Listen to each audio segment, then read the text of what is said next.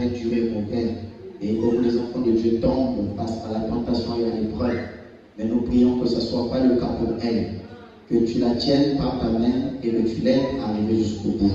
Qu'elle persévère dans la marche chrétienne jusqu'à ce que Dieu, comme Ruth, elle trouvera du repos. Seigneur, nous prions que tu ajoutes, pendant que tu as ajouté à elle une année de plus physiquement, que tu l'ajoutes des vertus, de l'âge dans le domaine spirituel et puisse encore ta fille apporter de l'bénédiction dans sa maison parmi ses parents, être une lumière, un modèle, un témoignage, afin que l'honneur et la gloire puissent te revenir. Au nom de Jésus-Christ. Amen. Merci. Alors, joyeux anniversaire, sœur Princom. Tu veux qu'on t'appelle maintenant Princia? On va t'appeler Princia. Alors, je vous salue encore une fois dans le nom du Seigneur Jésus-Christ. Je vous salue encore une fois dans le nom du Seigneur Jésus-Christ. Et l'église ici est devenue très lourde. Je me suis posé la question plusieurs fois, pourquoi est-ce que l'église est devenue très lourde? Et est-ce que c'est moi qui n'a plus d'onction et avec beaucoup de problèmes que nous avons parfois des épreuves? Ou bien le problème est au niveau de l'église? Est-ce que le problème est à quel niveau? Je suis en train de me demander, mais je pense que tout à l'heure nous aurons la réponse. Vous êtes avec moi? Alors, nous avons écouté la bande mercredi. Oui, le mercredi, nous avons écouté la bande, la profondeur appelle la profondeur. C'est une bande qui vraiment, où vraiment Dieu a fait des grandes choses par le ministère de son serviteur, le prophète Branham. Vous êtes là? Malheureusement, nous n'avons pas pu écouter la totalité parce que ça avait coupé. Vous savez, avec la technique aussi. Branham dit, quand on vient, je ne blâme pas, mais je vous dis quand même une vérité. Branham dit, quand on vient faire le travail du Seigneur, on devrait suffisamment prier et se préparer. Même celui qui joue alors, ses mains devraient être remplies du Saint-Esprit. Oh, la machine a bloqué, ça s'est implanté. On a changé de machine. J'ai pris mon ordinateur, c'est arrêté. Ah, et il y a un problème ici, on dirait. C'est compliqué. Prêcher la parole ici, il faut que bande, hein? C'est compliqué, hein? Et on n'avait pas terminé la bande. Pourtant, elle n'est pas trop longue. Je voulais quand même qu'on la suive jusqu'à la fin. Et le vendredi, là, ça n'a pas bloqué. Mais plutôt, nous avons été confrontés à un problème de temps. Je pense que c'est déjà. Le vendredi, c'est le temps qui a fait la route, arrête la bande. Parce qu'il y avait le temps qui, déjà, on avait atteint l'heure qu'on devait sortir. On était obligé d'arrêter la bande l'absolu. Sinon, que c'était deux messages très pertinents que je voulais que l'Église entende. Et je crois que le Seigneur accordera d'autres opportunités. Et d'ailleurs, en tant que chrétiens dans nos maisons, nous devons avoir l'habitude de jouer les bandes et d'écouter le prophète. C'est très primordial, c'est très important. Donc ces bandes-là, la profondeur appelle la profondeur, c'est une vidéo. Quand on avait encore le projecteur et on doit tâcher de le remplacer, ça aurait aidé que ça soit suivi. Frère Branham prie là-bas pour une femme qui avait un boîte qui a disparu. Frère Branham a prié pour les gens là-bas et après il s'est affaibli à la chair. Mais c'était vraiment une très grande bénédiction, n'est-ce pas? Alors, ce matin, je suis en train de manipuler la machine rapidement parce que c'est pendant que j'étais dans la douche que le diacre a déposé quelques questions. Je n'ai pas eu le temps de les préparer avant, mais je n'ai pas voulu reporter ça aussi, garder ça pour les choses à venir. Je préfère y répondre. Donc j'étais en train de fouiller une écriture, mais je crois que par la grâce de Dieu, on va y arriver. Alors on va se lever pour lire la parole. Et donc, pendant que nous nous levons pour lire la parole, je tiens à vous rappeler quelque chose. C'est que nous venons pour écouter la parole, n'est-ce pas? Nous ne venons pas pour voir quelqu'un, n'est-ce pas?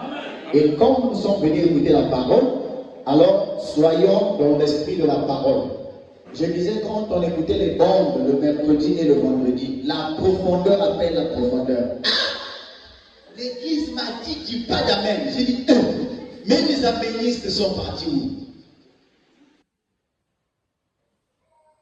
Le pauvre frère Bafougou qui a souvent des gros amens, on l'a contaminé.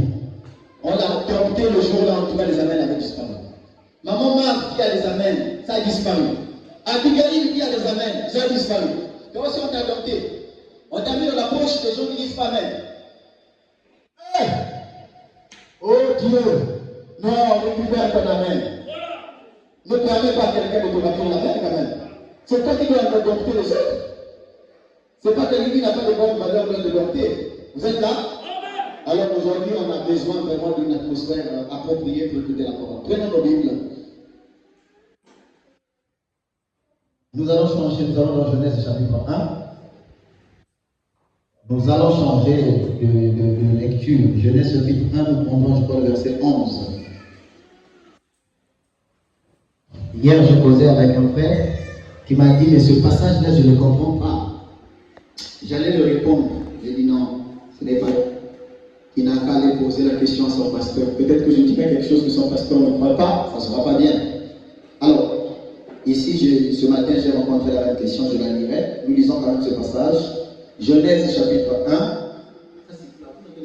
Genèse chapitre 1, à partir du verset 11. Nous lisons au nom du Seigneur Jésus-Christ. Oui, je dis que la terre produise de la verdure, de l'herbe portant, de la sémence, des arbres fruitiers donnant du fruit selon leur espèce. Et ayant en eux leur sémence sur la terre. Et cela fut ainsi. La terre produisait de la verdure, de l'herbe portant de la sémence selon son espèce, et des arbres donnant du fruit et ayant en eux leur sémence selon leur espèce. Dieu vit que cela était bon, ainsi il y eut un soir et il y eut un. C'est fini le troisième jour. Que le Seigneur bénisse la lecture de sa parole. Vous pouvez vous asseoir.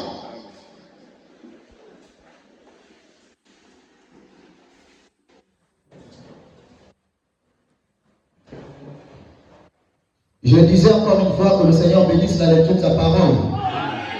Que le Seigneur bénisse la lecture de la parole. Voilà. Alors, nous remarquons ici que le troisième jour, c'est l'histoire de la Genèse, n'est-ce pas? Et la Genèse, madame dit que tout a commencé en Genèse. Donc, Genèse veut dire commencement. Vous êtes là?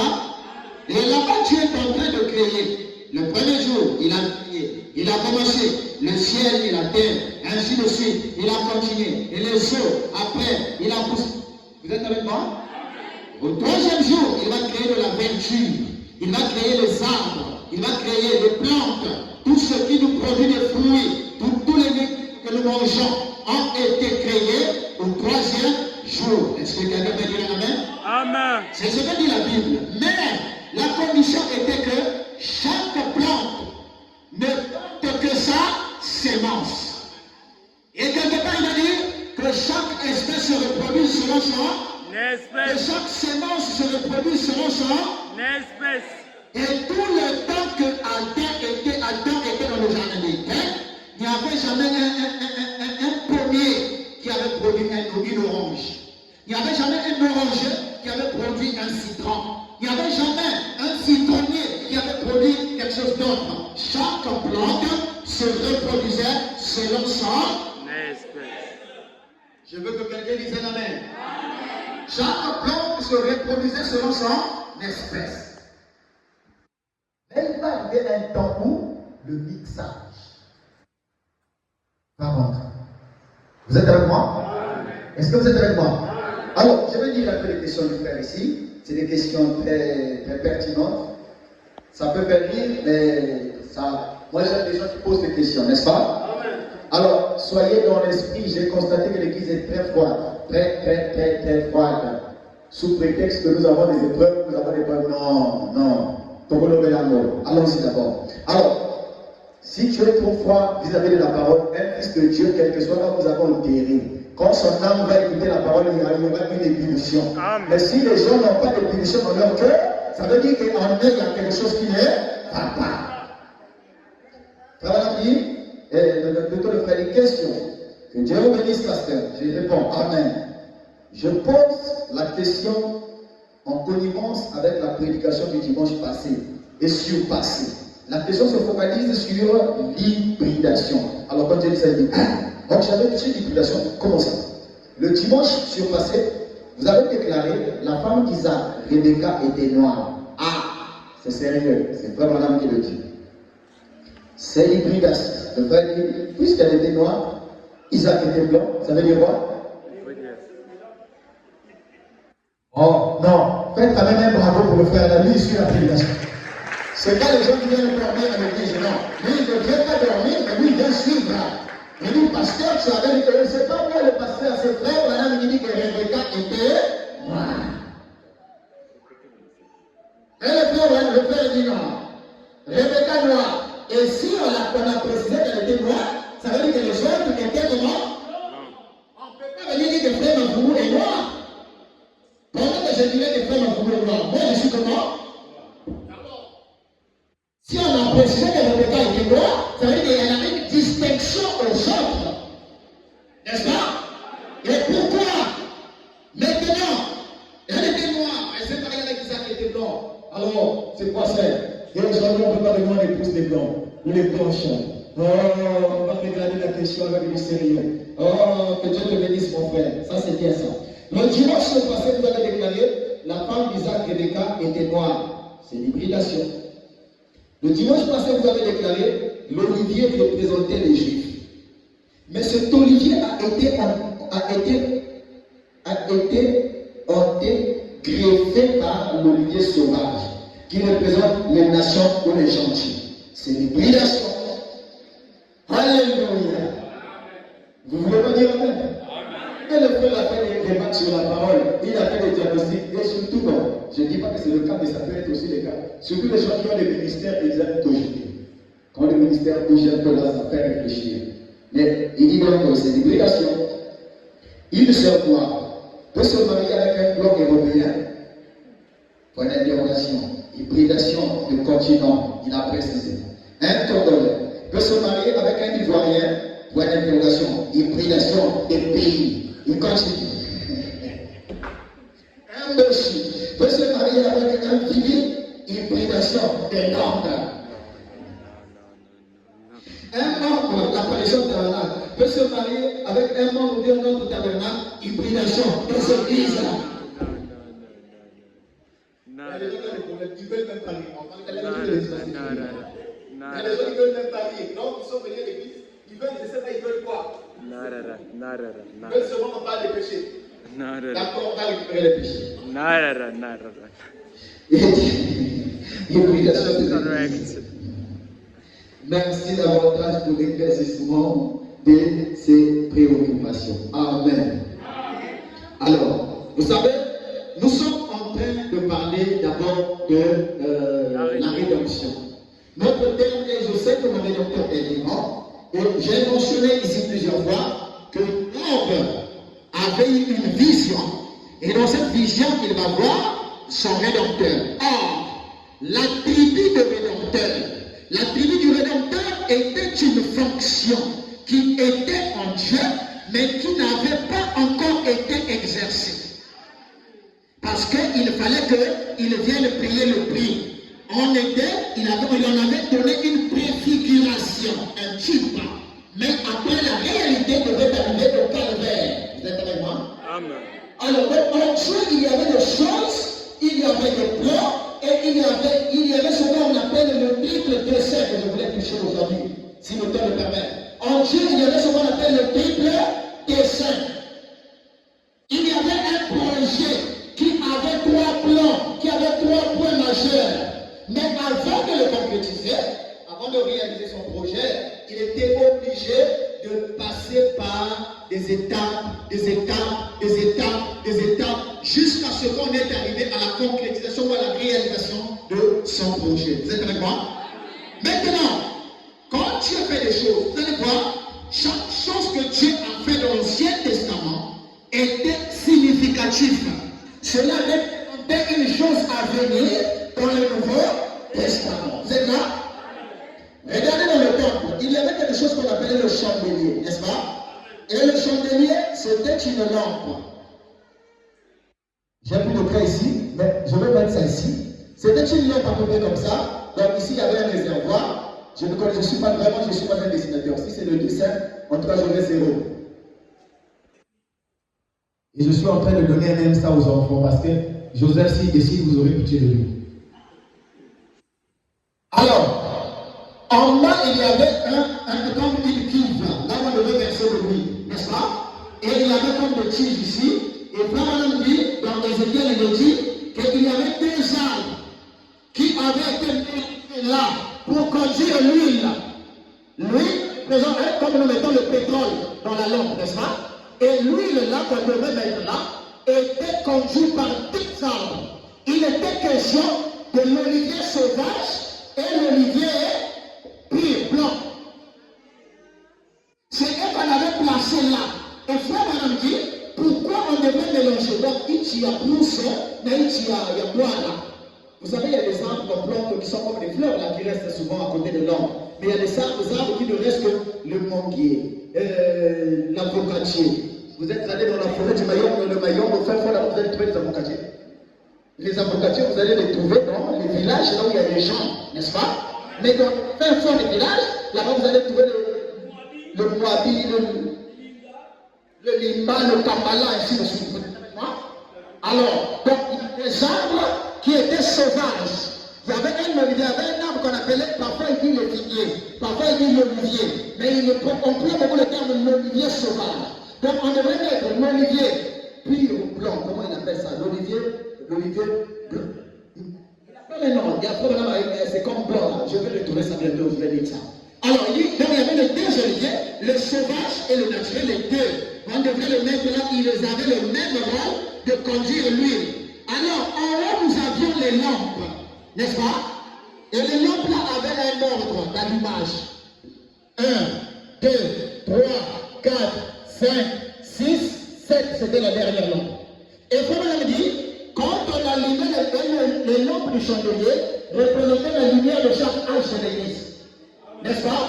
Parce que le chandelier représentait les 7 âges de l'église. Or, on ne devrait pas prendre la lampe, le feu, et venir mettre sur la deuxième lampe. Impossible. On devrait toujours commencer par la première lampe. On quittait avec le feu ailleurs, on venait, on mettait sur la première lampe. Et après, le feu de la deuxième lampe, on devait la prendre, ça devait quitter la première lampe. Donc la première lampe transmettait l'action à la deuxième. Et la deuxième transmettait au troisième âge. Et le troisième âge transmettait au quatrième âge. Et le quatrième âge au cinquième, le cinquième au sixième. Et le sixième, qui était l'âge ultérieur, devait transmettre, n'est-ce pas? Devait transmettre, qui était l'âge prototype, je veux dire, devait transmettre à l'âge de l'aigle. Alléluia. Est-ce que vous êtes avec moi? Et c'était là. Et Frère Branham dit, pourquoi on avait mélangé les deux oliviers dans le chandelier comme conduit. Branham dit parce que dans les âges de l'église, Dieu devrait faire recours à l'olivier sauvage. Donc les deux devraient être représentés dans l'épouse de Christ. Je veux entendre un amen. Si quelqu'un a compris, je veux entendre un amen. En fait, c'est pourquoi chaque chose que Dieu fait est significative. Donc l'Ancien Testament est l'ombre des choses à venir. Donc, parfois, il y a des endroits où Dieu lui-même a pratiqué l'hybridation. Mais ce n'est pas parce qu'il voulait pratiquer l'hybridation, mais c'est parce qu'il voulait amener les gens quelque part. Vous savez, Joseph a dit à ses frères, quand ils l'ont retrouvé en Égypte, quand ils sont allés chercher à manger, il a dit, allez dire à papa, toute ma gloire en Égypte. Allez dire à mon père, il m'a pleuré. Allez il a pleuré. Il a dit, mon fils était mort, dévoré par un animal, tout ça. Mais Joseph dit à ses frères, Ruben, Siméon, vous qui m'avez vendu, aujourd'hui je vous recommande d'aller dire à papa toute ma gloire en Égypte. Parce que le Seigneur m'a élevé en Égypte. Or, frère Madame dit, Joseph est le type parfait de Christ. Et Joseph avait une épouse de nation qu'on appelait Asnath. Asnath était de l'Égypte. C'est encore l'hybridation. Alors que le peuple d'Israël avait une loi catégorique de ne se marier qu'entre eux. Mais Joseph s'est retrouvé dans une situation où il avait été vendu. Il n'avait plus l'espoir de revoir son peuple. c'était soit la mort qui était sur lui. Et il s'est retrouvé en Égypte. C'est pourquoi, forte déclaration. Alléluia. Même le péché d'un serviteur de Dieu est contrôlé par Dieu. Ça a un objectif. Branham a dit que mes erreurs vous servent de tremplin. En d'autres termes, que mes erreurs vous servent de leçon. Amen. Moi, j'apprends des erreurs de William Branham. Je peux en faire une prédication. Parce que c'est un serviteur de Dieu. Dieu a permis certaines choses pour nous amener à la sagesse.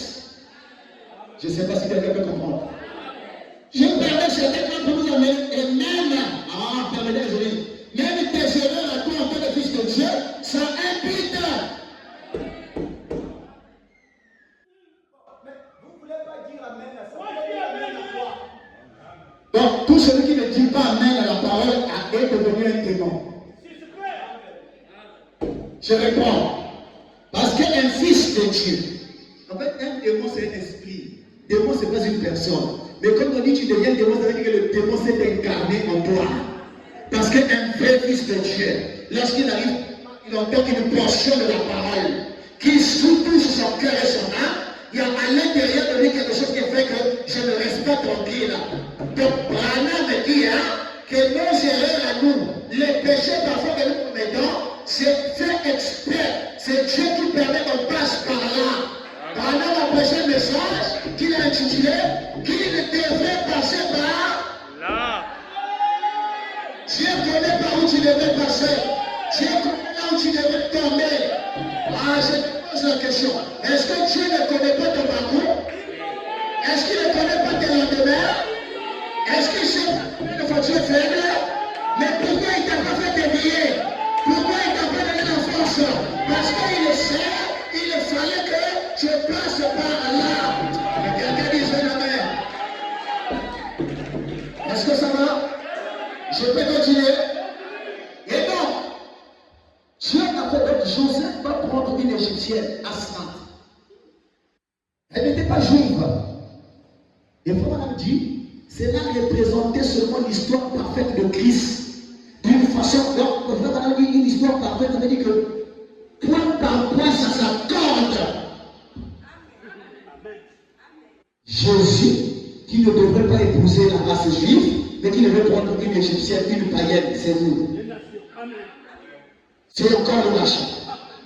Et il dit, quand elle est allée dire à son père, Isaac qui avait tellement pleuré, et Jacob plutôt qui avait pleuré, Israël qui avait longtemps pleuré, la mort de son fils aimé Jacob, et Joseph, comment on dit, on est allé, on dira aux Juifs, on va aller annoncer aux Juifs que Jésus que vous avez crucifié, c'était lui le Messie. Et il va pleurer. Et voilà, dit, le temps qu'on va mener ce frère dans la maison, quand Jésus après, parce que Asnath avait déjà précédé, c'est l'épouse des nations. Toi et moi, nous allons le précéder. Mais quand Jésus se tournera vers les Juifs qui sont ses frères, quand ils seront invités au palais, il viendra trouver Asnath déjà dans la chambre. Asnath sera caché quelque part, parce qu'il avait précédé dans le palais. Et pourtant Joseph leur appartenait. Mais comme il avait vendu, il appartient désormais à Asnath. Jésus leur appartenait et il nous appartient désormais. Vous voyez? Là, il y a une humiliation qui se pratiquait, mais c'était symbolique. Ça signifiait ce qui devait arriver. Que quelqu'un dise un amen. Vous comprenez ça? Est-ce que vous comprenez ça? Et l'histoire là est très bonne. Vous savez, quand ils arrivent, ils ont fêté. Après le repas de noces de l'épouse, c'est-à-dire après l'enlèvement, le repas de noces qui ne durera que 3 ans et demi, Jésus descendra, se présentera aux Juifs qui recevront les 2 oliviers pendant le repas de noces. Il y aura des oliviers qui vont aller leur dire. Pendant que Asnath est en train de se préparer dans la maison, et des gens de Joseph, on va aller le frère de Joseph vont aller dire à papa que ton fils est vivant. Il est vivant, il est de l'autre côté. Il t'invite à aller au palais, chez lui en Égypte. Quand il viendra, Asnath déjà dans la maison. Donc, quand les Juifs reconnaîtront Jésus, toi et moi nous serons déjà enlevés. Avant que les bombes atomiques n'arrosent la terre, toi et moi nous serons déjà enlevés. N'ayez pas peur des grimaces de Poutine. Ils ne savent pas ce qui bloque la troisième guerre mondiale. Marchez d'ailleurs devant. Les politiciens sont en train de bénéficier de notre puissance pour avoir la paix. Leur argent est zéro. Leur richesse est zéro. Leur pouvoir est zéro. Tant que toi et moi on est là, c'est nous qui protégeons la terre. Si on quitte, ils ne pourront même plus manger leur argent. Ça serait un combat terrible. On a télé, la télé, il y a des manissants. Les hommes forts vont chercher des endroits où ils vont se cacher. Parce qu'aujourd'hui, ils sont en train de vivre de notre paix. C'est pourquoi le Fils de Dieu n'a pas le droit de souffrir. Que Dieu bénisse celui qui a dit Amen. Et qu'il en soit ainsi. Celui qui ne veut pas dire Amen est tant pis pour toi. Un fils de Dieu n'a pas le droit de souffrir. Il y a un temps pour souffrir et il y a un temps pour être béni. Et chaque chose a un temps. Il y a un temps pour le bonheur. Et avant de quitter la terre, je dois te récompenser. Parce que le rite a été récompensé. Vous comprenez? Donc, il y a plein de types où vous allez trouver l'hybridation. Moïse s'est marié avec une femme étrangère. Et même sa sœur a commencé à murmurer. Dieu l'a frappé. Tout ce que Dieu a fait dans l'Ancien Testament était des types de choses qui lui arrivaient. Et même dans le Nouveau Testament, il y a des choses qu'il a faites qui étaient symboliques, qui étaient en train de montrer des choses à venir. Vous comprenez ça? Vous comprenez ça? Donc le plan de la rédemption est compliqué. Chaque chose était un type montrant un antitype qui devait venir. Maintenant, vous êtes avec moi? Maintenant, parlons de Isaac. Il y a des coins, géographiquement parlant. Il y a des coins.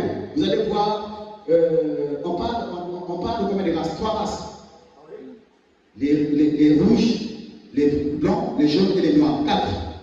4, c'est ça, non? Les blancs, les jaunes, les rouges et les noirs. C'est pas ça? C'est comme ça, non? C'est ça, non?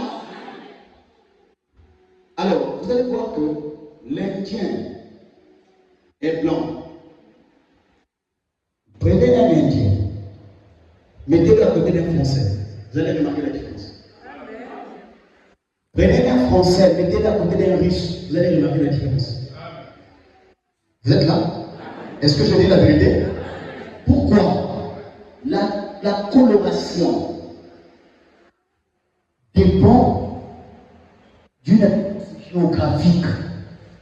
Le soleil, quand il arrive à son zénith, en fait le soleil dans toutes ses positions ne donnera pas la même chaleur dans tous les types, de la même façon. Impossible. Il y a même des moutons. Nos moutons là, les moutons que nous élevons ici, les moutons que Frère Augustin avait.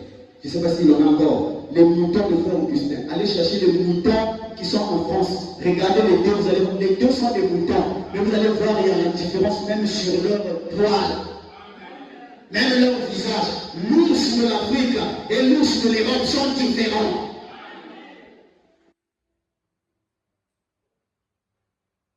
Même le premier de l'Afrique avec le premier de l'Europe, ils sont différents.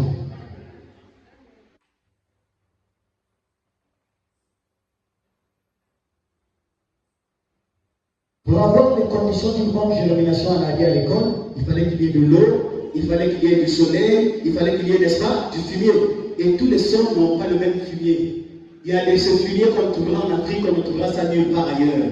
Il y a des choses qu'on trouvera dans notre continent, on ne trouvera nulle part ailleurs. Même chez nous dans le Congo, il y a des plantes qui peuvent germer dans la Boenza, mais quand vous arrivez dans le pont, ça ne va pas pousser. Planter le riz ici, là, ça ne va pas marcher. Mais il y a des coins quand vous allez partir planter le riz, ça va pousser. Planter les pommes de terre dans n'importe quelle zone, ça ne marchera pas. Mais il y a des zones, dès que vous allez essayer, ça vous donne de bons résultats. Vous comprenez ça? Vous comprenez ça? Alors, quand nous sommes tous Congolais, parmi les Congolais, il y a des Congolais qui sont un peu près, Il y a des Congolais qui sont très sombres. Il y a des Congolais qui sont... Je ne sais pas si vous comprenez. Mais le fait que nous soyons tous des Congolais, on a tous le droit de se marier entre nous. Certains ne diront pas non, moi parce que je suis très sombre, je dois prendre une sanction sombre. Non. Si la sœur est brune, vas-y. Si la sœur est... Je ne sais pas si elle fait comprendre. Et il y a des coins dans certains pays. Vous allez trouver dans certains pays, dans il y a des coins, vous allez trouver que les gens de cette contrée-là, ils ont une coloration un peu différente aux autres. Pourtant, c'est le même pays. Je ne sais pas si vous comprenez ce que je veux dire. Pourtant, c'est le même pays. Donc, quand on dit que Rebecca était noire, et j'avais même précisé que le noir de Rebecca n'est pas le noir de toi et moi. Quand on peut au Brésil, on peut venir au Brésil, il y a des noirs. Mais les noirs, là, sont comme toi. En plus, pour ajouter, ça c'est la réponse à la question, mais pour ajouter, quand on parle d'un hybride, ça dit comme quelqu'un déjà hybridé, ça dit comme quelqu'un déjà métis. Le métis n'est ni de l'un ni de l'autre. Ça dit lorsqu'on prend un blanc, on a mélangé avec un noir, il donne naissance à une personne intermédiaire. Ce que fait madame condamne, l'hybridation. Et sachez que ce gars-là, le milieu là, cet intermédiaire là, il peut se marier avec un noir, il peut se marier avec un blanc, parce que lui, il est déjà au milieu.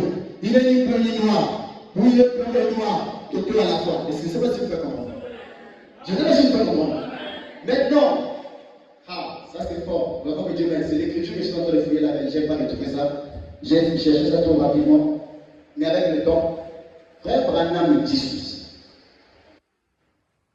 Louis Branham, c'est le messager en excellence. C'est le chef de l'âge. Dans notre âge, il était le chef. Arrivé de l'autre côté, on lui a dit tu étais un chef. Et il a été honoré souverainement. Après Christ, c'est lui. Dans notre âge, dans l'âge de Paul, c'est Paul qui est le chef. Mais dans notre âge, il vient carrément après Jésus-Christ. Et il est seul à occuper son rang. Personne ne lui est égal. Il n'y a pas quelqu'un qui est son ex-écho. Non. Après lui, après le pasteur Barouchi. Après lui, après le frère Joseph. Après, il n'y a personne, il est seul dans son rang. Tous les autres sont là. Les pasteurs, les prédicateurs, les prophètes, les autres. Je sais que les prophètes et les ministères existent. Mais nous sommes tous en bas. Vraiment seul dans son rang. Je ne sais pas si vous comprenez ça. Mais, vous êtes là? Quand Branham est levé, il est seul, il a donné la parole. Mais ce Branham nous a donné, lui en tant que souverain de l'âge, il avait le droit d'apporter la parole aux quatre coins de la terre. C'était sa fonction, Dieu lui avait dit, il va faire l'œuvre d'un évangéliste. Mais, nous qui venons derrière Branham comme auxiliaires, vous connaissez l'auxiliaire en français, non? Nous qui sommes comme des accompagnements, bien le soutien du ministère de Frère Branham. Vous savez qu'est-ce qu'on fait? On n'a pas le droit, en tant que Congolais, d'aller conduire comme des Européens comme pasteurs. Ce n'est pas la parole. Bon, ça, on ne dit pas ça dans les promotions, mais je dis ça dans mon église. Vraiment, il laisse les autochtones conduire les autochtones. Branham est clair. Il n'empêche pas l'Américain d'aller faire une campagne d'évangélisation en Afrique du Sud. Il n'empêche pas un Congolais d'aller prêcher l'évangile aux États-Unis. Il a même recommandé ça. Mais tu ne peux pas être Congolais, aller commencer l'œuvre aux États-Unis. Ce n'est pas la parole. Allez dire, vous voulez, l'écriture de Madame dit passer bien. Maintenant, qu'est-ce qui nous amène là? Frère, la dîme que je reçois ici, là, si c'était en France, j'aurais beaucoup d'argent.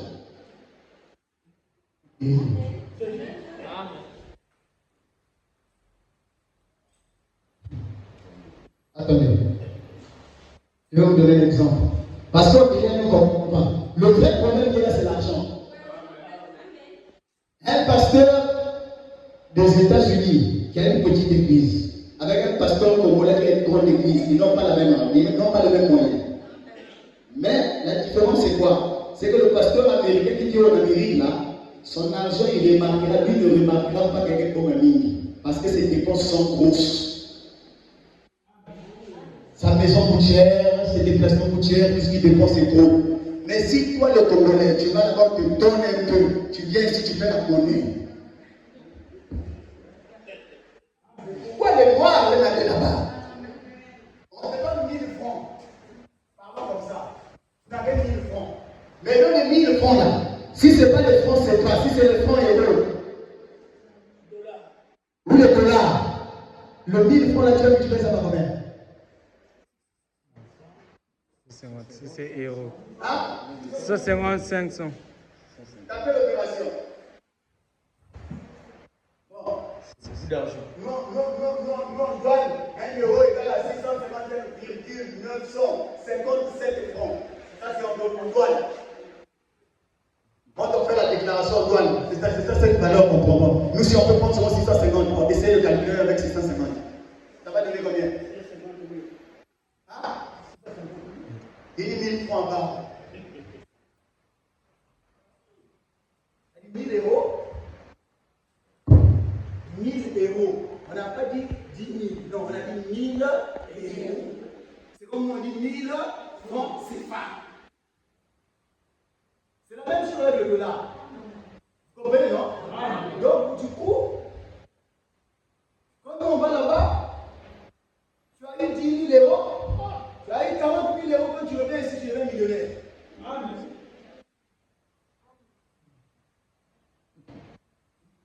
Ce qui est vrai aussi, nous prêchons mieux.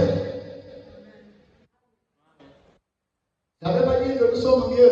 Non. J'ai écouté les témoignages de frère, comment on appelle? Félixon. Frère Félixon, je crois. Il y avait un pasteur qui était dicton sorcier. Et il était en train de tourmenter ses propres enfants. Sa femme, ils ont quitté en Afrique, ils sont allés aux États-Unis, ils sont restés là-bas, sa femme s'est débattue. Moi, mon mari, là, comment les enfants, ils sont allés partout voir les pasteurs, ça ne marchait pas. Quand vous allez voir ce frère, un blanc, il a écouté, mais pourquoi vous les Africains, vous avez toujours l'histoire de sorcellerie, la haine, contre même des propres enfants, il dit mon frère.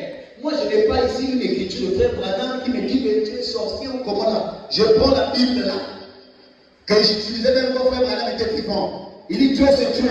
On ne comprend pas, c'est toi qui as raison, c'est la soeur qui a raison. Il dit bon, si je suis un fils de frère Branham, je crois le message de leur serviteur de Dieu, Dieu m'a appelé. Pose ta main si tu es sorcier, on va voir ce qu'il va te dire. Il dit pose sur notre main, si on va voir si tu es sorcier. Donc c'est pas parce qu'il est blanc qu'il est zéro. Il y a des gens qui sont blancs mais qui savent de quoi ils parlent, qui reconnaissent le rappel. Mais le problème en est où? C'est que la lumière du soleil se déplace. Comme l'éclair part de l'Orient jusqu'en Occident, ainsi sera l'avènement du Fils. Quand les États-Unis avaient le réveil autour de William Branham, il n'y avait pas un autre pays en Afrique qui peut s'élever. Nous tous on était en bas. Mais quand le même réveil est arrivé en Afrique, le premier à le pouvoir sont devenus le dernier. C'est comme ça, c'est ça le principe de la vie. Je ne sais pas si tu peux comprendre. Je ne sais pas si tu peux comprendre. Donc, l'histoire de l'hybridation, frère, c'est compliqué. Disons un peu frère Branham ici, s'il vous plaît. On va lire le frère Branham qui nous dise un peu ce que lui pense. Je prends le gazam, la sauterelle, le gelec et le asile. Le gazam, la sauterelle, le gelec et le asile. Paragraphe 38. Écoutez ce qu'il faut.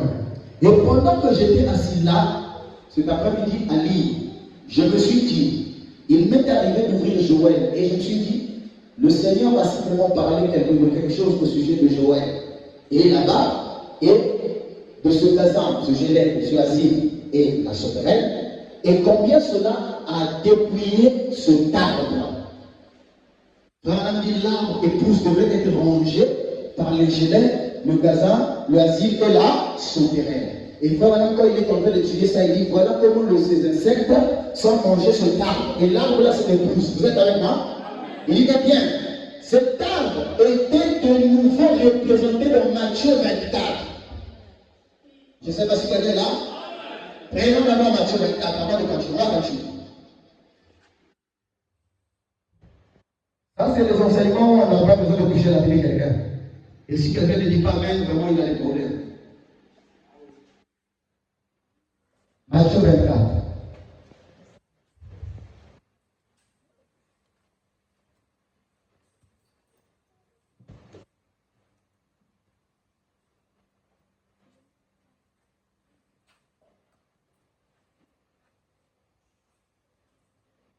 Je suis pas le verset 31, il dit ceci. Instruisez-vous par une comparaison tirée du figuier. Matthieu 24, verset 32. Instruisez-vous par une comparaison tirée du figuier. Dès que ces branches deviennent tendres et que les feuilles poussent, vous connaissez que le thé est proche. De même, quand vous verrez toutes les choses, sachez que le Fils de l'homme est proche à la porte. Donc, mon ami, l'âge que les feuilles, donc l'arbre dont il est question ici, que Jésus a dit, comme vous allez voir ces feuilles or à nouveau. Dans d'autres traditions, il dit repoussonner. C'est-à-dire, il a poussé le thé, c'est les insectes là avaient mangé l'arbre là. Comme on a mis avec un insecte qui a mangé les feuilles. Un autre, il a mangé les petites racines là, hein, les petites branches là. Et l'on a mangé même l'écorce. Après, ça a commencé à manger même la fille qui était dedans. Même l'écorce a été mangée, du coup l'arbre était obligé de mourir, hein, de perdre la vie. Mais cet arbre-là devait être régénéré, c'est-à-dire devait être la vie serait retournée pour qu'il revive à nouveau. Et Jésus a dit dans Matthieu 24, quand vous allez voir cet arbre repoussonné, c'est-à-dire repousser ses feuilles, sachez que le temps est proche. Vous êtes là? Il dit, eh bien, cet arbre était le mémoire représenté de Matthieu 24. Quand Jésus a parlé de l'arbre est toujours l'église juive, les juifs, a toujours été le figuier. Nous sommes c'est l'arbre naturel et l'arbre sauvage. C'est l'arbre naturel et l'arbre sauvage. Point. Et nous étions l'arbre sauvage qui a été greffé dans l'arbre cultivé. Cultivé comme j'ai dit, les arbres qu'on plante là. Mais les sauvages, ce sont qui poussent tout seuls dans la brousse. Nous, on a poussé tout seul dans la brousse. On est allé nous couper, on nous a amené en ville, on nous a planté à côté de la maison, on nous a greffé. Ah, que quelqu'un nous a amené. Et Jésus a dit dans Matthieu, voilà, je continue. Je prends le 7 âges de l'église, paragraphe 183. J'étais dans le Gaza, la souterraine, le Gélène et le Asile, paragraphe 38. Maintenant, je prends le 7 âges de l'église, paragraphe 7 âges de l'église, paragraphe 183. Il dit, les 7 chandeliers d'or, on avait des petites lampes au sommet de cela qui brûlaient avec de l'huile. Là, dans Zacharie, il y a eu une vision, je pense que c'était ça. Il a vu l'olivier sauvage, ça va? Il a vu l'olivier sauvage et l'olivier franc. Voilà le terme que je cherchais. L'olivier franc. L'olivier sauvage et l'olivier franc. Les juifs et les gentils. Donc dans les chandeliers, comme j'ai expliqué, il y avait les deux. Bon, est-ce qu'on va reprocher Jésus d'avoir fait le greffage? Non, monsieur. C'est l'hybridation, hein? Non, monsieur. On va le reprocher. Non, monsieur. D'avoir fait l'hybridation? Non, non. Je peux continuer? Amen. Allons-y. Je restaurerai, paragraphe 12. Je saute. Et nous voyons Dieu les présentait comme un arbre dans les Écritures. Je restaurerai, prêcher le 9 août 54, paragraphe 12. 9 août 54, paragraphe 12. Ça va dit? Et nous voyons Dieu les représenter comme un arbre dans les Écritures. Israël a été généralement considéré comme un olivier. Et l'arbre de Dieu, je crois dans Ézéchiel, il a présenté les deux arbres, l'arbre sauvage et l'arbre franc. Comment par les conduits, lui venait des deux arbres et entrait dans un chandelier. Et bien, alors, pour avoir une base de ceci, pendant quelques minutes, je crois que chaque chose qui existe aujourd'hui a commencé dans la Genèse.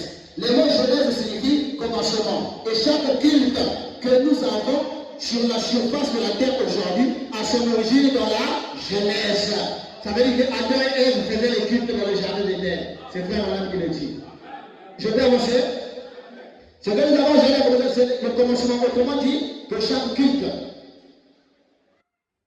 écoutez, elle est connue comme le livre, la Genèse. Elle est connue comme le livre sémence de la Bible, où le commencement a débuté. Quand Dieu, bien avant, il y avait une étoile dans le ciel, avant qu'il y ait même de la lumière dans le ciel. C'était aussi loin que notre petite pensée peut y aller. Dieu était là.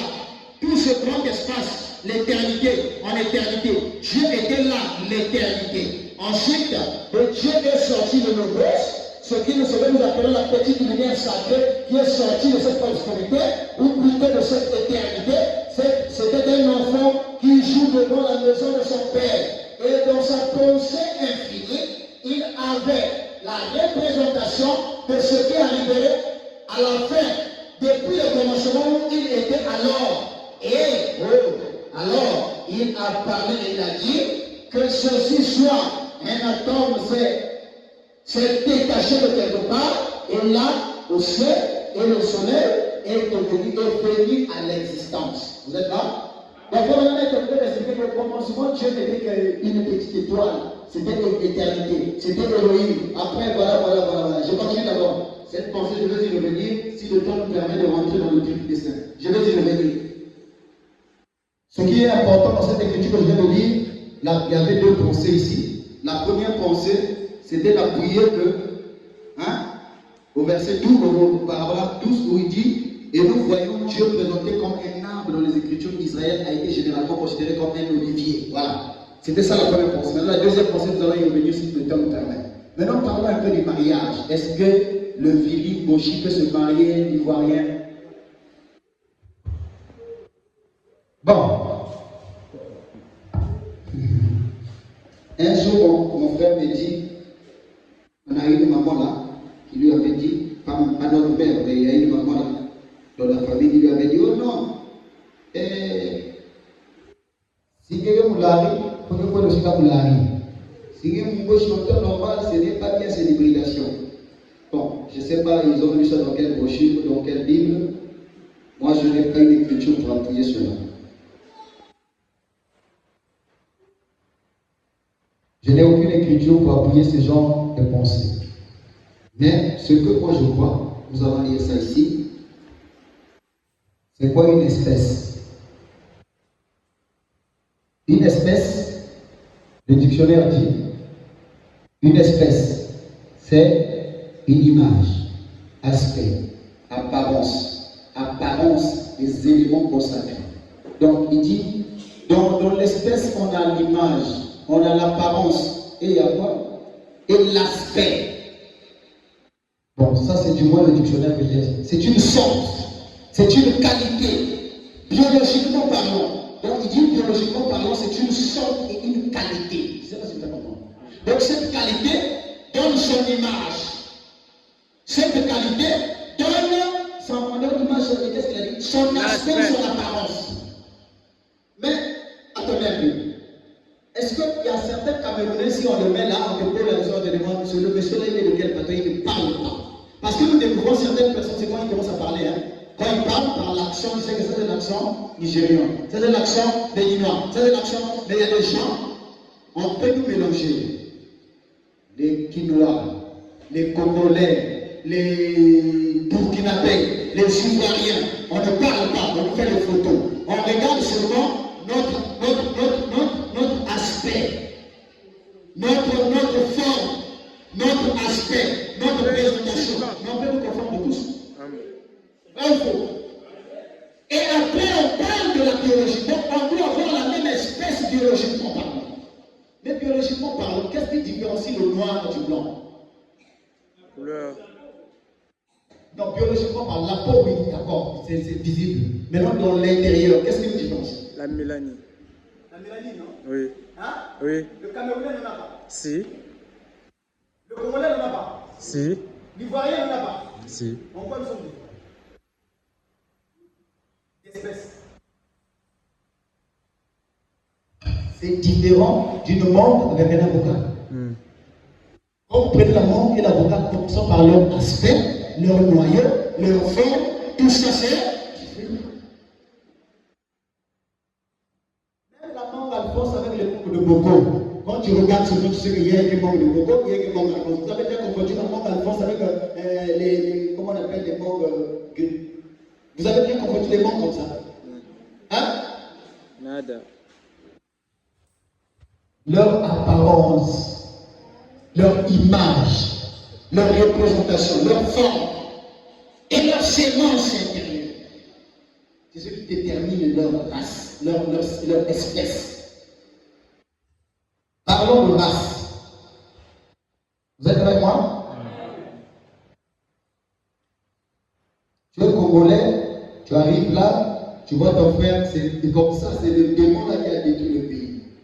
Tu es Congolais, tu arrives là, tu vois ton frère Vili, toi tu dis non, vous devez vous Vili, vous devez vous Boshi. Nous on a le pouvoir, machin, je ne sais pas. Ça c'est le démon de tribalisme. Et c'est pas bien.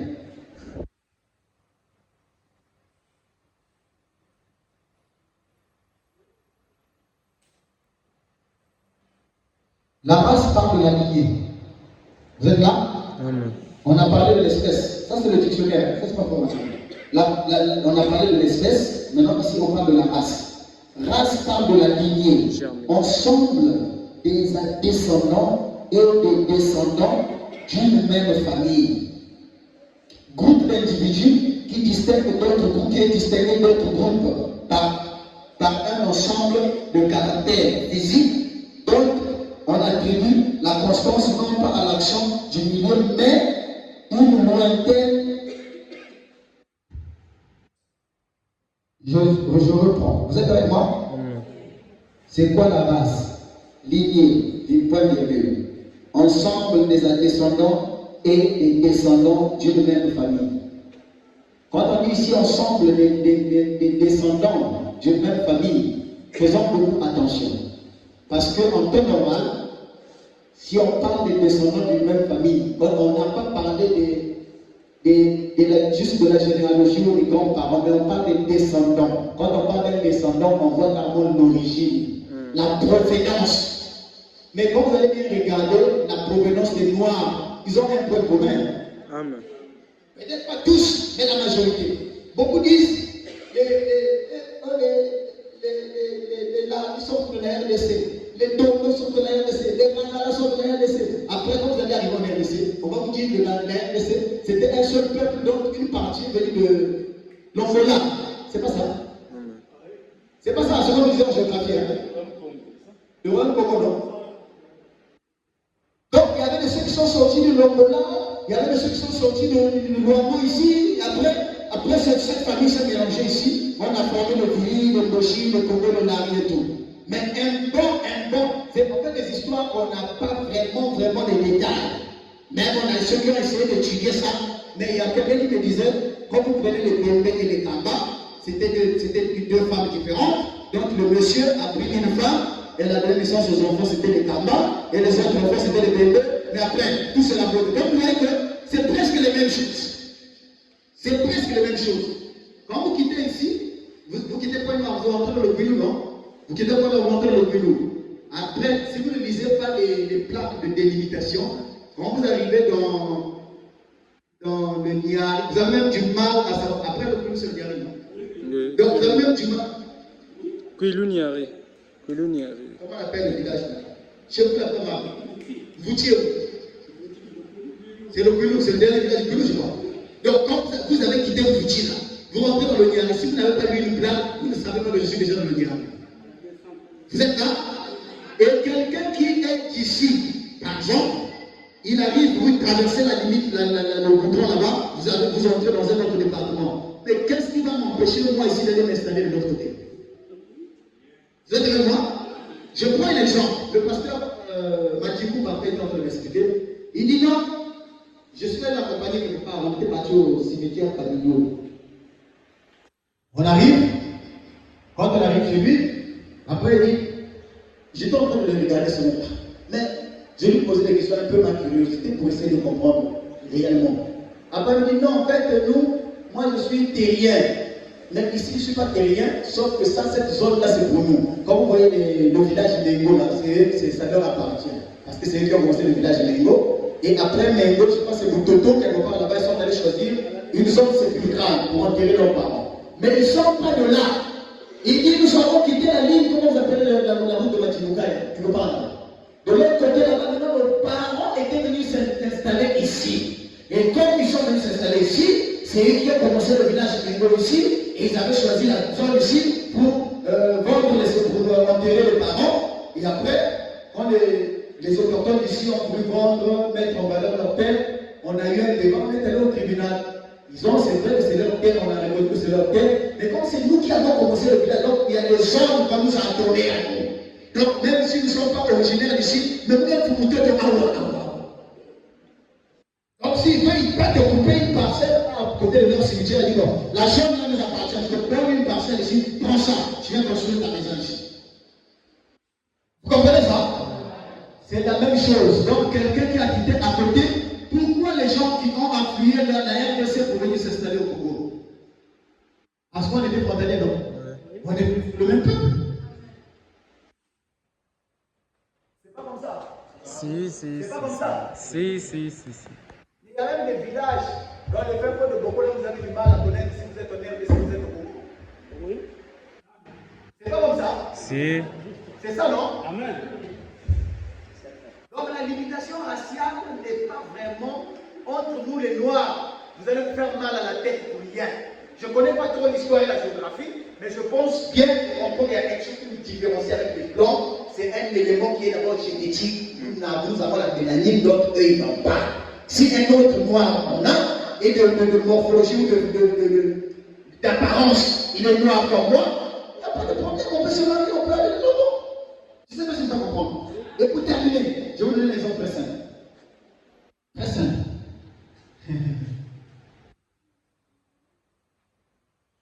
Les rouges, c'est lesquels? Nous avons les noirs. Et quand on dit les noirs, les Burkinabés, les Camerounais, les Congolais, tous nous sommes mélangés là. Oui. Le peuple ne nous sépare pas.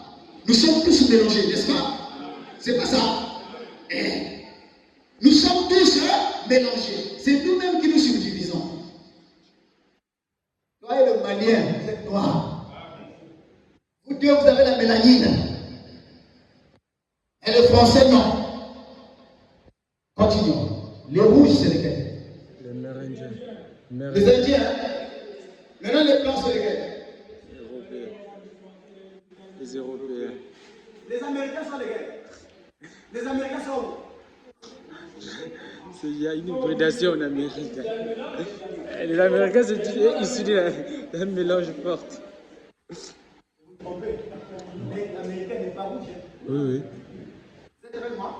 Parce que l'Amérique est formée des Irlandais, de beaucoup d'Européens qui ont afflué la terre des Indiens. Oui. N'est-ce pas? Oui. Alors regardez. Vous savez, des fois, Branham avait des maladies. Si ce n'est pas la grâce de Dieu, il mourrait tôt. Oui. Il avait une maladie nerveuse qui lui provoquait même des maux gastriques. Vous savez ça? Est-ce que vous connaissez l'origine de cette maladie? C'est le mélange. Parce que sa maman était d'une race, son papa était d'origine d'une autre race. C'est le mélange racial qui lui a posé des problèmes de santé. Faisons attention. Quand il a composé le troisième couplet de Sur les ailes du colombe, c'est ça? C'est le troisième couplet, non? Il a prié Dieu, débarrasse-moi de ce démon, débarrasse-moi de ce mal. Quand il partait à l'hôpital, on ne pouvait pas. Après, quand on a découvert que tu es nerveux, tu as une réaction, ce n'est pas la prophétie. C'est pas non. C'était parce que sa maman était indienne. Et le frère Branham est resté avec les propriétés des Indiens. Il aimait la nature. Il aimait la forêt comme un Indien. Et comme vous disiez, frère Branham prenait la brochure, le guide. Vous allez comprendre que frère Branham, c'est un bon villageois. En lisant seulement la brochure, le guide, frère Branham peut vous expliquer comment faire si vous êtes perdu dans la forêt. Comment se maintenir en vie quand vous êtes perdu dans la forêt. Comment retrouver le nord du sud à partir d'un gros arbre dans la forêt. Comment faire telle chose. Donc vraiment un bon villageois. Mais il prenait le temps d'apprendre tout ça. C'était un Indien. côté, papa était irlandais. Et les deux se sont mélangés. Et ça fait de lui un enfant qui a eu une nervosité, une maladie qui lui a beaucoup coûté. Heureusement qu'il avait Dieu. Donc quand Dieu vous dit évitez, il faut éviter. Disons Branham. Alors, le mariage, donc quand on dit Moshi, Vili, ça n'a pas de ségrégation parce que nous sommes composés des mêmes éléments. Nous avons les mêmes apparences. Nous avons le même peuple, et ainsi de suite. Vous êtes avec moi? Nous avons les mêmes compositions, s'il faut le dire. Prenons le surnaturel. Paragraphe 47. Surnaturel prêché le 29 janvier 56. Le surnaturel prêché le 29 janvier 1956. Écoutez, paragraphe 47, il dit l'autre jour, en parlant de la polygamie, où quelqu'un dit, j'ai dit que la nation dans l'ensemble serait meilleure si elle pratiquait la polygamie. Elle le serait. Nous sommes la nation où le taux de divorce est le plus élevé du monde. On se marie, on pratique le mariage mixte, on se marie et on pratique le mariage mixte parce que nous cherchons à amener les hommes du monde extérieurs à s'accorder avec la doctrine chrétienne. Chrétien païen est un mariage. Quand vous prenez quelqu'un du dehors, vous partez prendre une païenne, vous amenez dans le message, qu'elle croit le message et vous vous mariez. C'est un mariage mixte. Ce n'est pas la parole. Donnez-moi un amen, s'il vous plaît. Amen. Si c'est un frère qui n'a pas encore cru, qui n'est pas encore affermi, qui a aimé une femme dans le monde, frère, n'ayez pas honte. N'ayez pas honte, sois plutôt clair. Parce que moi, j'aime le message, mais quand je vivais en tant que païen, j'avais aimé une femme. Vous avez même de Koyan. Tu es vraiment sûr de ce que tu dis. Pasteur, moi c'est ça. Tu veux vraiment c'est elle. Alors, mariez-vous. Ne donne pas aussi les conditions, mais non, moi pour te marier, il faut que tu pas d'avoir le message. C'est pas ça l'amour. Bon, laissons d'abord ça, parce que si je rentre là-bas, ça sera pas bien. Putain. Je reviens ici, sinon les gens vont dormir. Parce que le silence là commence à indiquer le sommeil qui arrive.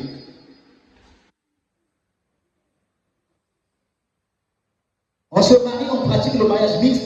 On se marie et on pratique le mariage mixte parce que nous cherchons à amener les hommes du monde extérieur à s'accorder avec la doctrine chrétienne. Mais vous ne pouvez pas mettre la nature d'un agneau dans un cochon. La polygamie serait meilleure pour lui. Vous pouvez ne pas croire ça, mais Dieu considérait la polygamie Dieu considérait la polygamie et pardonnerait beaucoup plus rapidement cela qu'il ne pourrait. Maintenant, rappelez-vous, n'allez pas dire que je crois à la polygamie. Non. Ce que Dieu a dit, Moïse a dit, le pharisien a dit, Jésus a dit, pourquoi Moïse a-t-il permis de donner à sa femme une lettre de divorce? Jésus a dit, il a fait à cause de la dureté de nos cœurs. C'est juste, mais il n'en était pas ainsi au commencement. Il n'en est jamais ainsi. La polygamie ne croit pas ça. Il n'en est jamais ainsi. Dieu l'a fait à cause de la dureté de leur cœur. Mais dans les pays où l'on pratique la polygamie, suivez ce que on a dit. Dans les pays où l'on pratique la polygamie, les tribunaux de divorce tournent au ralenti. Parce que la constitution congolaise, la constitution américaine, avec une bonne partie de la loi de Moïse défend. Je ne sais pas si vous êtes d'accord. Parce que l'Amérique était un pays chrétien. Vous savez ça, non? Vous savez ça, non? L'Amérique était un pays chrétien et ils avaient pris la parole de Dieu qui les respectait. Avant que leurs soldats partent en guerre, ils faisaient la prière. Leur hymne national était religieux. Ils avaient beaucoup de choses vraiment qui ressemblaient à la parole. Et dans leur constitution, il n'était pas autorisé à un homme d'avoir plusieurs femmes. Je ne sais pas s'ils avaient modifié ça, mais au début, la Branham dit leur constitution parce que c'est un pays chrétien, il n'était pas autorisé à un homme d'épouser plusieurs femmes. Ce qui ferait que lorsqu'on s'est marié avec Naoussana avec, au lieu de voir quelqu'un de deuxième, parce que tu ne vas pas accepter ça, je t'abandonne, je vais prendre une autre. Je divorce d'abord, j'épouse une autre. Parce que si je ne divorce pas, tu vas me poursuivre. Je peux d'abord finir avec toi, je marie notre femme. Alors, il y a quelqu'un qui m'a dit, enfin, madame, c'est-à-dire, si quelqu'un, madame, en tout cas, je vais dire, suis-moi. Si quelqu'un est tribunal, tu suis ce qui se passe là-bas, la polygamie, vraiment, il est fatigué. Il fallait qu'on autorise quand même que notre pays puisse pratiquer la polygamie. Parce que le fait qu'on a refusé la polygamie aux États-Unis, nos tribunaux souffrent, il n'y a pas de repos. Aujourd'hui, les gens se marient, demain, ils divorcent. Aujourd'hui, les gens se marient, il n'y a pas un pays qui pratique le divorce plus que les États-Unis. Frère Branham dit, ça ne marchera pas. Ça ne peut pas marcher. Il dit jamais, on ne peut pas prendre les chrétiens, les païens, pour les amener à vivre la parole. Et c'est là qu'il a dit, la polygamie, c'est la vie des cochons. Sœur, les frères ont dit Amen. Vous aussi dites Amen. Ça veut dire que nous sommes le cas à quel aussi. Vous êtes d'accord, non? Moi, je suis étonné. Vous êtes là? Alors, il dit c'est la vie des cochons. Il dit maintenant pourquoi ça ne marche pas? Il dit parce que vous avez pris la parole. Vous avez mis dans votre constitution et vous prenez les païens. Vous leur faites vivre la parole. Et Branham dit que ça ne peut pas marcher. Un païen ne peut pas vivre la parole. Il dit laissez les cochons aller dans la boue. Dieu ne condamne pas le cochon parce qu'il s'enfonce dans la boue. Parce que de nature, il est cochon. Ce que vous leur imposez là, c'est pour nous les chrétiens. Laissez les chrétiens pratiquer la parole et les païens pratiquer la pagaille. Et le fait qu'on prenne l'écriture, qu'on impose ça au cochon, ça aussi, c'est le mixage. Ça va? Si un cochon veut enfoncer son gond dans un tas de fumier, et il mangeait toute la journée, c'est son travail. Au fait, c'est un cochon pour commencer. Mais l'agneau ne fait pas cela.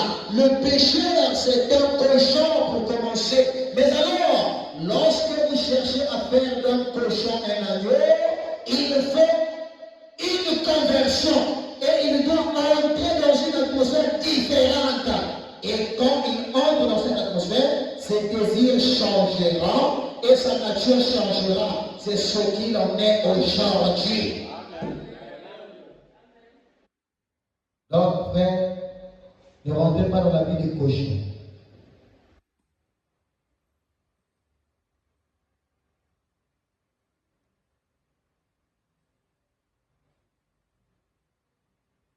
Frère, on montre ici encore le mariage d'Akab et Jézabel.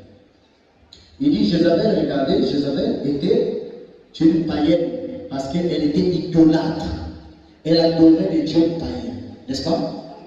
Mais Akab est allé l'épouser. Il a mené Jézabel qui est venue détourner tout le pays. Pourquoi? Parce qu'il y a eu un mariage mixte. Vous êtes là? Donc le mariage mixte a deux sens. Quand un chrétien épouse une païenne, ou une chrétienne épouse un païen, c'est un mariage. Quand un homme épouse une personne d'une autre race ou d'une autre espèce, à ce moment-là aussi ça devient un mariage mixte.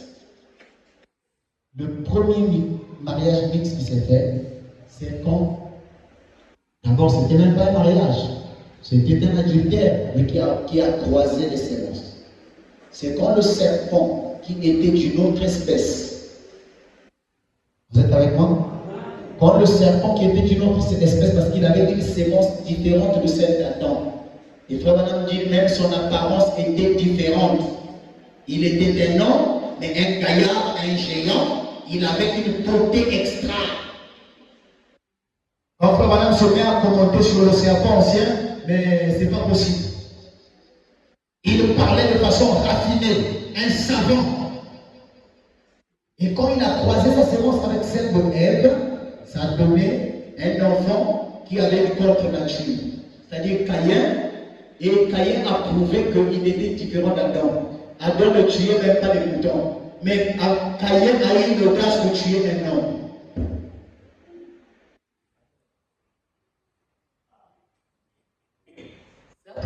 Adam, Dieu lui avait appris à faire des sacrifices avec les animaux. Parce que quand il avait péché, Dieu avait pris un animal, il avait offert un sacrifice. Mais quand il avait placé dans le jardin d'Éden, il lui avait donné la clé de l'Éden, il était en train de gérer tout l'Éden. Vous avez vu là où Adam avait tué un animal. Vous avez vu là où Adam avait fait le crocodile, le poisson salé. Non. Mais dès que Caïn est arrivé, va donner le sacrifice. Dieu avait appris à Adam qu'il fallait prendre le mouton et le tuer. Et quand Abel est arrivé, madame dit, il avait comme une révélation de ce que Adam connaissait, avait appris de Dieu. Et Abel est allé prendre un agneau, il a offert l'agneau dans le Bélé. Or, Caïn, lui, il a sauté le niveau du sacrifice humain. Il est allé prendre un homme, il a tué pour se manger. Parce que Dieu avait écouté la prière de l'homme, la jalousie, la colère, la haine. Pourquoi? Il n'était pas de la race d'Adam. Adam est resté dans l'Éden, il n'avait jamais tué même un serpent, même le barbouillat, il n'avait jamais tué. Aujourd'hui, même les bébés veulent lapider les gens. Pourquoi? C'est les enseignements de Caïn.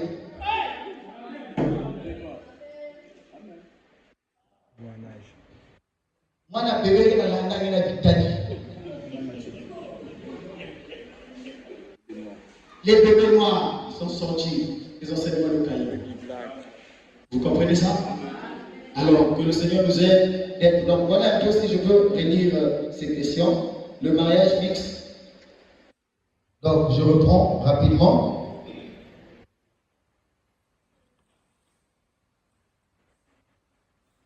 L'olivier. La femme Isaac, Rebecca était noire. C'est l'hybridation. Le noir de Rebecca n'était pas noir comme nous. Vous êtes avec moi? Elle était noire de tel peu différent à Isaac, mais ils étaient du même continent, ils avaient la même sémence ou la même espèce. Et je vais démontrer une chose pour prouver qu'ils avaient la même espèce. Vous savez, quand Abraham a demandé à Élisée d'aller chercher pour Isaac une femme, savez-vous qu'il était allé chercher cette femme-là dans la famille d'Abraham? Amen. N'est-ce pas? Donc, Abraham, Rebecca et Sarah, ils étaient de la même espèce. Même famille. Et c'était une famille que Dieu avait aimée. Vous êtes avec moi? Dieu n'a pas permis que la femme d'Isaac sorte d'une autre famille. Et elle était de la même famille. Mais dans la même famille, ils avaient des personnes qui étaient noires. Mais noires, là, c'est pas comme toi et moi. C'est différent. Mais ils étaient de même espèce. C'est bon? On passe. Donc, une sœur noire se marier avec un blanc européen. Non. C'est l'hybridation. C'est interracial. C'est une hybridation. Un Congolais peut se marier avec un Ivoirien. Nous deux, nous avons la mélanine, la même espèce. Un Boshi peut se marier avec un Vili. Même pays. Un membre d'apparition tabernacle peut se marier avec un membre d'un autre tabernacle. Alléluia. Est-ce qu'un membre d'apparition tabernacle peut se marier avec un membre d'un autre tabernacle?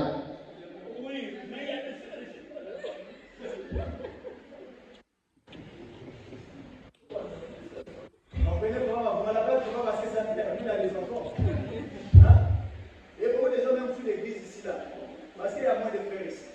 On a besoin de frères ici, vous allez ailleurs. Bon, frère Branham dit, vous savez que moi j'ai la parole, non? Il dit de regarder sur l'invisible. C'est ça le titre de la brochure. Regardons sur l'un. Il dit, tous les anciens dans cette église savent, j'ai déjà vu ça ici plusieurs fois. Vous ne devez jamais épouser une personne qui ne croit pas les choses exactement comme vous les there is the problem. Exactement. Ah, my God. Moi, je crois aux bandes, toi, tu crois au pasteur. Toi, tu entends le programme de Jeffersonville pour rentrer en méditation. Ah, il est 15h, mettez la bande. Moi, j'ai une église, j'ai un pasteur. On fait comment? Marara. Hein? Moi, j'ai vu des gens, j'ai même la vidéo à la maison si je ne me trompe pas. Ça y est là. Un mariage, le prédicateur est là en train de jouer la bande. Les mariés avancent. Frère Branham est en train de parler sur la bande. On a appris. Bon, vous allez faire le débat, on va se marier. Bon, vous allez constater la bande. Le mari dit non, le pasteur va constater. Ah, moi je prends pas au pasteur là. Moi c'est la bande, moi c'est le mari. Moi c'est. Allez, qui va gagner? Ah oui. Qui va gagner? Non. La sœur croit Branham et Dieu. On va prier. Le Seigneur m'aime. Oh, le Seigneur. Le Seigneur m'aime. Oh, Branham m'aime. Oh, le Seigneur m'aime. À la fin, au nom de Jésus-Christ, Amen. L'autre avale l'Amen. L'autre nom de Branham, Amen. Dans le débat. La sœur commence à démontrer les écrits. Surtout il y a des frères qui n'aiment pas lire aussi. Et les branhamistes ont l'onction de la littérature, mais ils sont comme les femmes. Alors, pourquoi nous faut organiser? Ça, c'est les grandes lignes. Mais il y a même des petites choses qui peuvent déranger les gens. Je vous donne un exemple. Le pasteur, moi je crois que si un frère est marié, il promet une femme que je vais t'épouser, la sœur est dit, je suis d'accord. Le vœu que vous avez fait, c'est jusqu'à la mort, jusqu'à ce que la mort vous sépare. C'est ça le message. Il n'y a pas quelqu'un qui va annuler le vœu. Branham n'a jamais annulé le vœu de Billy Paul. Quand Billy Paul lui dit, papa, je vais me marier, Branham lui dit, en aucun cas, je ne peux pas consacrer ton mariage. Et en 1964, après l'ouverture des sceaux, Branham lui pose la question, il dit, quand vous me posez la question, vous ne savez pas pourquoi ça me fait mal. Mon propre fils est là, il est dans cette situation-là. Quand il est venu me dire, je vais me marier, j'ai dit, papa, j'ai dit en aucun cas. Vous voyez comment il faut c'est sérieux? Donc, frère Branham est parti avec ça, que c'était une affaire délicate. Mais il y a aujourd'hui des pasteurs où un frère, il a sa femme ici, vraiment pour se lever le matin, non, la femme, la pasteur, c'est trop fatigué, il y a quoi là? Que Baxter a fait un peu quoi là? Amen. Moi, je pense. Bon, la sœur vient d'une église où le pasteur croit ça. Vous savez le foyer chauffe comment? Vous connaissez les épreuves de la vie? Hein? Il y a des problèmes où parfois vous n'arrivez plus à vous entendre, monsieur, madame. Mais comme la sœur croit, quand on peut se séparer, je vais me remarier. Surtout si elle est un peu belle. Maintenant, toi le frère, tu crois que si vous vous séparez, alors, dites-moi quelle sera la conclusion. Hein?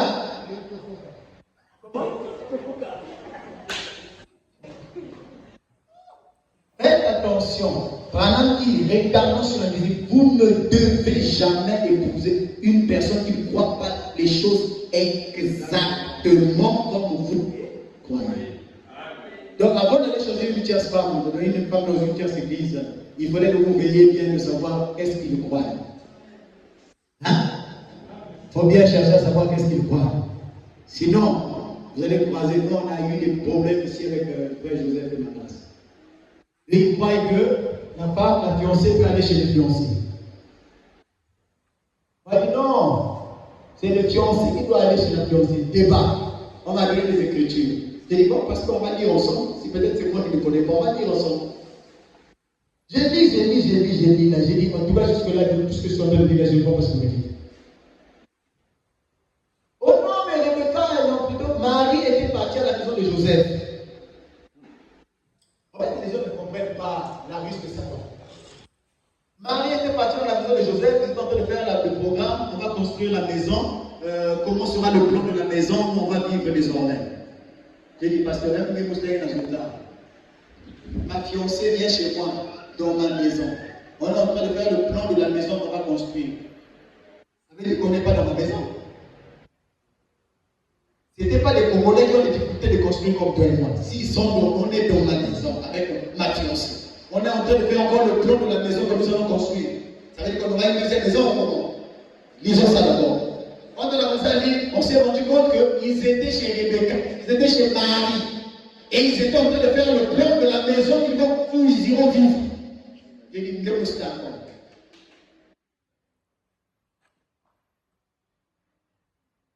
J'ai pas encore lu là où Frère Branham amener les gars, un homme plutôt, chez lui. Quand ils étaient fiancés. C'est Branham, moi je lis Branham partait chez les hommes. Et comme on dit tout le temps, il n'a pas le droit d'aller à la porte et frapper, toc toc. Irmine est là, je suis venu la voir. Il dit si tu n'as pas le droit d'aller chez elle, aller la témoigner chez ses parents, tu n'as aucun droit de sortir avec elle. Donc si tu veux fréquenter, il faut que tu rentres dans la parcelle de ses parents, qu'on te connaisse, hasard et toi tu es un homme. Si c'est un cas, tu l'attends dans la vie, il dit ça dans l'histoire de sa vie. L'histoire de la vie de Papa Madame, c'est là qu'il dit tout homme qui veut sortir avec Papa a le droit, il doit arriver chez les parents de la vie. Vous comprenez ça? Alors, Papa Madame dit, si votre fille a l'âge de fréquenter, donc question-réponse, de fréquenter un garçon, laissez-la fréquenter un genre chrétien. Fréquenter ne veut pas dire un catholique ou un frère. Fréquenter, c'est-à-dire avoir une relation de fréquentation. Nous nous fréquentons à l'école, nous nous fréquentons à l'église, nous marchons ensemble, je ne sais pas si vous me faites comprendre. Je ne sais pas si vous me faites comprendre. Mais je n'ai pas une écriture où une sœur doit aller laver les assiettes de son fiancé, doit aller laver les habits de son fiancé. Les gars, ils nourrissent. Non, en fait, il y a des choses qu'on dit qu'on n'aime pas dire clairement. Maintenant, moi, je vais vous dire ça clairement pour qu'on taise le débat. Il y a des sœurs ici qui partaient chez les frères, non? Oh, on va là-bas pour faire des cours. J'ai dit, hey, arrêtez-moi ça. Avant que vous autres, arrêtez-moi ça. Quand je les ai attrapés, parce que je ne savais pas, quand je les ai attrapés, vraiment, vous savez pourquoi ils m'ont dit bon? Non. Donc, toi, ta maison là, c'est là où tu es. Oh non, pasteur, c'était juste les coups de. J'ai dit les coups de. Fallait même aller faire ça même à l'église. Dehors là, vous mettez les chaises comme ça, faire des coups. Oui, donc, dans ta maison, donc, imagine, je pose la question. Je prends l'exemple. Toi, tu vas prendre une soeur, tu la mets chez toi dans la maison, vous rentrez dedans, vous êtes seulement vous deux, vous commencez à faire beaucoup. Ta tête, ta conscience, elle est normale, tu as bonne santé. Ou tu es malade. Non, parce que les gens, quand on ne pose pas les questions les plus claires, non, frère Chabel, ils commencent à vous traîner en bateau, ils commencent à vous. Pose-lui les questions les plus claires. Lui-même, après, il va se rendre compte que, oh non, pasteur, moi-même, je sentais que, après, parfois, j'ouvre les rideaux, j'ouvre la fenêtre, et je me dis, maintenant, si tu as qui nous fait la porte et la fenêtre. There is the product. Qui t'arrête Oh my God. la porte et la fenêtre? Ta conscience, non? Oh oui. Maintenant, ta conscience a été poursuivie par qui? Yeah. Oh non, parce que je commençais à sentir la soeur, parfois elle me posait des questions. Pourquoi tu es comme ça?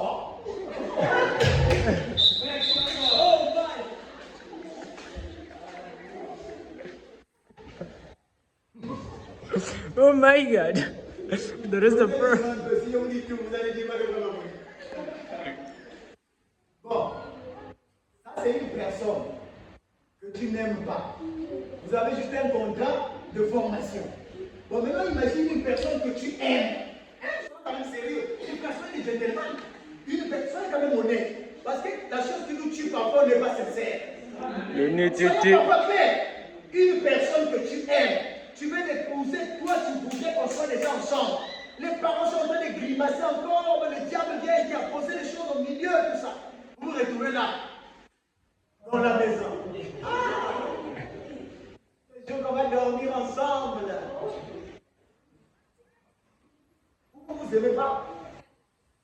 Non, soyons sérieux. Vous n'avez jamais aimé? Vous êtes des embryons, vous n'avez jamais aimé? Si vous avez déjà aimé, vous allez me dire que non, parce qu'on laisse. C'est clair? C'est clair? Une femme qui aime un homme, le mari dit, quand il dit mou, elle ne réfléchit pas, elle devient comme un mouton. Combo. Et puis tu prends le risque de prendre la fille et puis tu amènes à la maison. Comme vous n'avez pas la création, vous ne voulez pas honorer le message. C'est pourquoi. Sinon, quelqu'un qui est sérieux, dit voilà, tu as la graine, vous finissez, elle t'accompagne, elle n'arrive pas chez toi, elle en a pas dit, et après, elle en part. Aujourd'hui, c'est dimanche, non? Encore, c'est la fin du mois. Allez à la citronnelle. Allez à la citronnelle avec votre appareil photo, ou encore commencez à observer seulement les têtes et les ongles et les orteils. Vous allez voir nombreux là-bas. Ming va le coller aussi. Beaucoup vont tomber après le sous le aussi. Posez-leur la question. Bangala, tu es avec le frère là ici, exemple quoi. Papa connaît, maman connaît, le pasteur connaît. C'est pas ça un vrai garçon chrétien. Quand tu sors la fille de bruit, les parents doivent savoir que Magdalene est sortie avec un tel. C'est bon? C'est bon? Et toi aussi, papa, l'enfant sort avec je ne sais pas qui tu ne connais pas. Oh non, mais c'est la jeunesse. On est là-bas,